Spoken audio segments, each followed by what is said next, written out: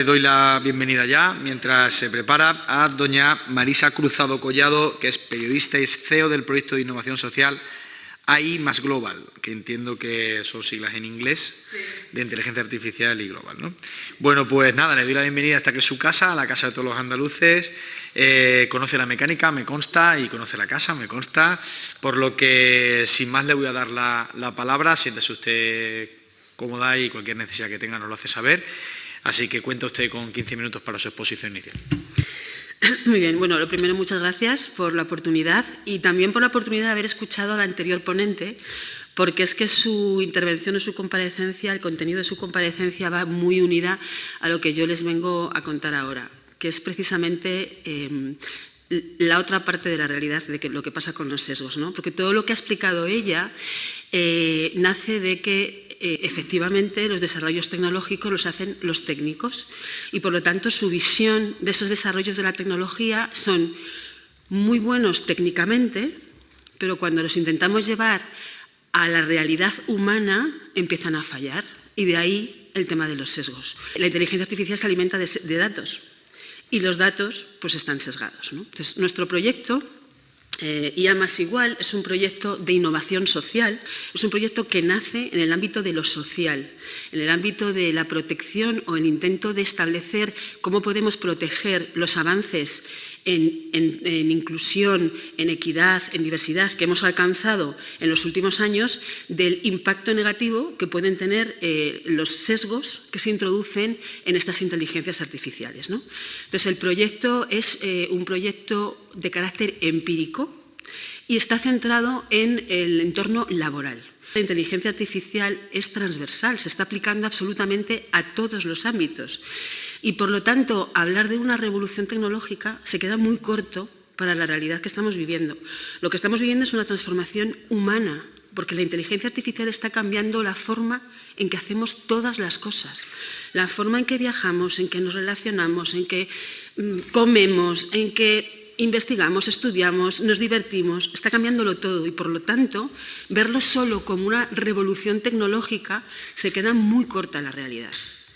Nosotros hemos centrado el proyecto en el ámbito laboral porque nos parece, primero, que es un elemento crítico, es decir, cómo la inteligencia artificial aplicada a los procesos de recursos humanos pueden hacernos retroceder en nuestros avances que, como les digo, hemos vivido, ¿no?, en diversidad, inclusión, etcétera. Y luego porque por algún sitio hay que empezar. Como saben ustedes, la Unión Europea ha calificado de alto riesgo el uso que se hace de la inteligencia artificial en estos procesos de recursos humanos y de mercado laboral. Y, por lo tanto, es imprescindible empezar a definir muy bien cómo vamos a acometer los retos que nos presenta la inteligencia artificial para garantizar no retroceder en derechos. ¿Cómo podemos trabajar para garantizar evitar los sesgos? Lo más importante es contar con equipos multidisciplinares, con visiones multidisciplinares de la aplicación de la inteligencia artificial, porque si solo trabajan técnicos o personas muy especializadas, no van a tener la visión global del alcance que tiene el impacto de esa herramienta de inteligencia artificial. A ellos no se les ocurre pensar no solamente en los sesgos o en que puede haber filtros de género o cómo puede una inteligencia artificial discriminar a una persona de raza negra, ¿no? No es solamente eso, es que hay implicaciones éticas, pero hay implicaciones legislativas, implicaciones normativas, de normativa laboral, por ejemplo, en el ámbito que estamos estudiando. Y a eso, pues a una persona que se le propone que desarrolle una herramienta de inteligencia artificial, por ejemplo, para seleccionar personas, pues igual no cae en que solicitar o alimentar ese algoritmo para que busque secretarias está metiendo un sesgo. Pero un técnico no tiene por qué tener ese perfil y entender ese componente que está incluyendo, ¿no? Por eso la multidisciplinariedad es básica. Nosotros lo que estamos haciendo es, con un equipo formado tenemos filósofos, historiadores, expertos en mercado laboral, expertos en recursos humanos, en People Analytics y, por supuesto, en desarrollo de algoritmos, etcétera. Y, además, con un equipo formado por expertos de la Universidad de Navarra. Hemos creado un equipo multidisciplinar que nos está dando asesoramiento en todo nuestro proceso y lo que estamos haciendo es analizar algoritmos de inteligencia artificial que ya se están utilizando. ¿vale? En procesos de recursos humanos. Esto es muy diferencial. No hemos encontrado otro proyecto que esté analizando, de hecho, cómo están funcionando estos procedimientos, ¿no? Y les explico por qué. Básicamente porque las empresas no están dispuestas a dejarse ver, a abrirse, ¿no?, a que un agente externo entre a investigar qué es lo que están haciendo. Eso es difícil, es muy complicado. Nosotros lo estamos consiguiendo. ¿Pero qué nos encontramos? Pues para que ustedes tengan una aproximación de la realidad, cuando empezamos con este proyecto hace 2 años, en los medios de comunicación aún no había aparecido ChatGPT, pero sí se hablaba mucho de que nos va a despedir un robot o nos va a contratar una inteligencia artificial o nos van a sustituir. Bien, cuando nos ponemos a trabajar, yo les aseguro que nos pusimos en contacto con las principales empresas del IBEX y en ninguna de ellas se estaba utilizando inteligencia artificial en procesos de recursos humanos, que es lo que nosotros estamos analizando. Por lo cual, lo que nosotros nos dimos cuenta es que el mercado, aunque desde el punto de vista mediático sí que había mucha información, en realidad no se estaba produciendo esa introducción en el ámbito de recursos humanos. ¿Por qué? Básicamente por la normativa. Solo la normativa europea de protección de datos establece unos sistemas tan estrictos que hace prácticamente imposible meterse en estos desarrollos. Entonces, nuestro primer reto fue localizar empresas que estuvieran trabajando con estas tecnologías. ¿Qué ocurre? Que acudimos a los desarrolladores, no a los usuarios, y a través de los desarrolladores llevamos a casos de uso. ¿Pero qué ocurre? Que los desarrolladores son norteamericanos. ¿Con qué norteamericanos? ¿Con qué bases de datos están entrenando esos modelos que luego se aplican en empresas europeas o españolas? Pues ahí tenemos un agujero negro. Y otra cuestión, cuando yo, empresa española europea, facilito mis datos para adaptar ese modelo a la idiosincrasia de mi compañía, un proceso de selección, por ejemplo, ¿esos datos dónde se almacenan? Porque la Ley de Protección de Datos y el nuevo Reglamento de Inteligencia Artificial me obliga a tenerlos almacenados en Europa. Y por lo tanto, si estoy trabajando con una empresa americana, ¿dónde están almacenados esos datos? Los directores de recursos humanos no saben qué preguntar a sus proveedores.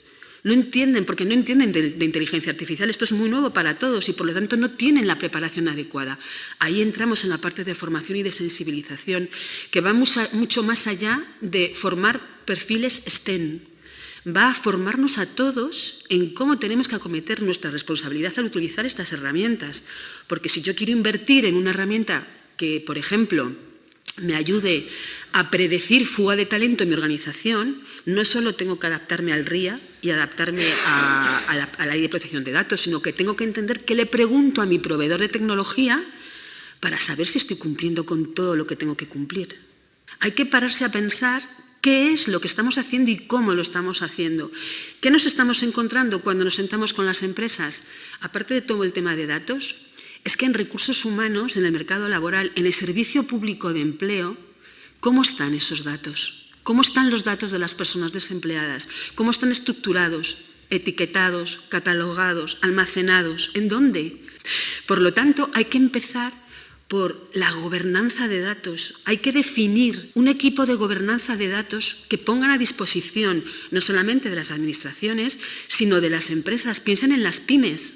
Ese paso previo de gobernanza tiene que venirles ayuda de por su lado. Entonces, hay un primer paso, que es el de gobernanza de datos, que es fundamental para empezar a trabajar con inteligencia artificial, y no se está haciendo. Por ser pulcros y evitar los sesgos, cuando utilizan los datos, deciden eliminar, por ejemplo, el factor género. No lo introducen en el modelo, porque piensan que de esa manera no van a tener sesgos de género. Es un grave error. Les pongo un ejemplo. Herramienta para detectar fuga de talento en un laboratorio farmacéutico. Deciden en ese modelo de entrenamiento no utilizar el factor género, no incluirlo, porque entienden que, bueno, pues de esa manera el modelo no va a discriminar. Bien, un factor que entra en el modelo de entrenamiento, la distancia del centro de trabajo a la residencia.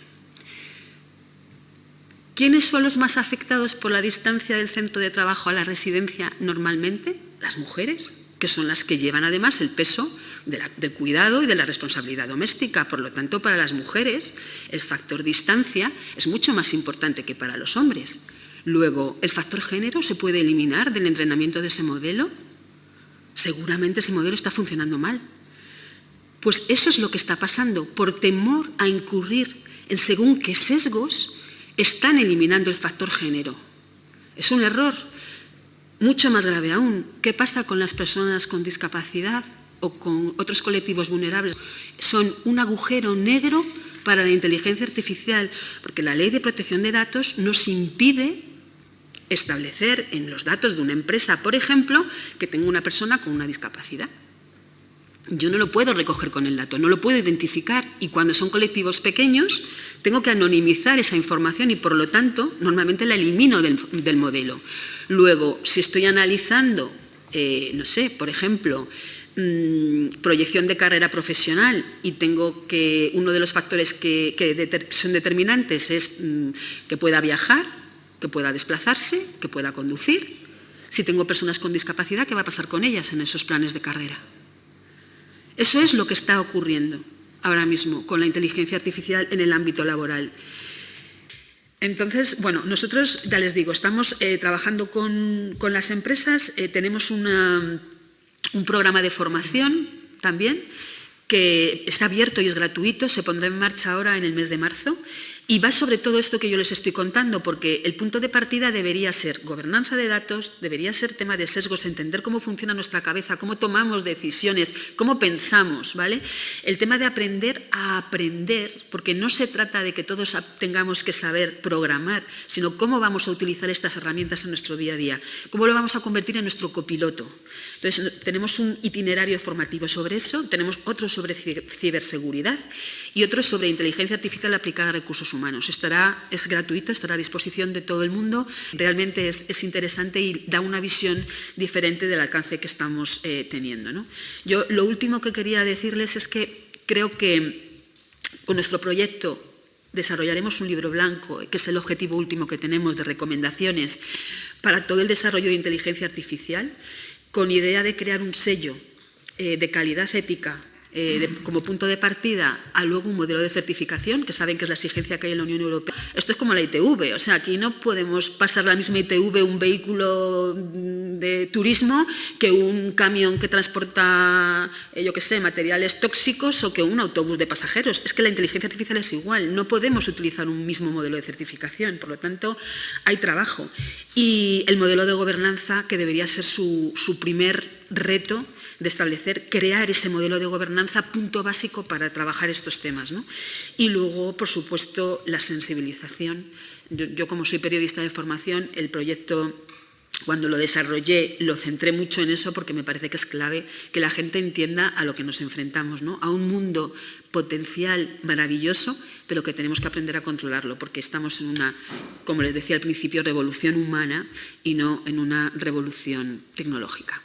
No sé si me he pasado mucho, pero ya está. Esto era lo que quería. Lo hemos clavado. Perfecto. Pues estupendo. Pues muchísimas gracias, señora Cruzado. Vamos a pasar al turno de intervención de los grupos.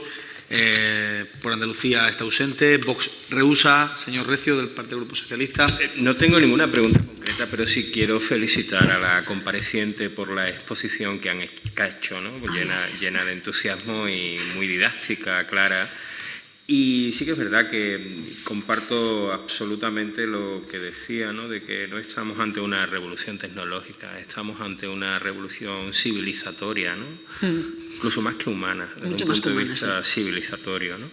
Y cierto es verdad que es que el tema de los sesgos que está tan presente esta tarde, mientras que la escuchaba, bien, nos lo podemos plantear como propósito, pero civilizatoriamente siempre la civilización ha tenido sesgos. ¿Pensar una inteligencia artificial sin sesgo? ¿Es eso posible? Pues yo creo que no. Porque la inteligencia artificial aprende, es nuestra criatura y las personas funcionamos con sesgos. Los sesgos son un mecanismo de defensa. O sea, tenemos que entender que la forma en que tomamos decisiones se basa prioritariamente en sesgos. Es decir, los sesgos de identidad e identificación, lo que me es familiar es con lo que yo me siento cómodo. Es que esa es la forma de que funciona nuestro cerebro y, por lo tanto, es imposible eludir eso de la realidad de lo que desarrollamos, ¿no? Por eso todo está sesgado. Lo que sí que podemos hacer, creo yo, es trabajar, como les digo, con un entorno multidisciplinar para intentar que esos sesgos sean lo menos dolosos posible, que la cuestión funcione de la mejor manera posible. Miren, una de las cuestiones fundamentales del RIA en materia laboral obliga a las empresas a informar a los trabajadores, ya estaba recogido en el Estatuto de los Trabajadores, pero el RIA además lo especifica mucho más, de cualquier herramienta de inteligencia artificial que se aplique al ámbito laboral. Pues ¿saben ustedes lo que está pasando? Que se están saltando ese procedimiento.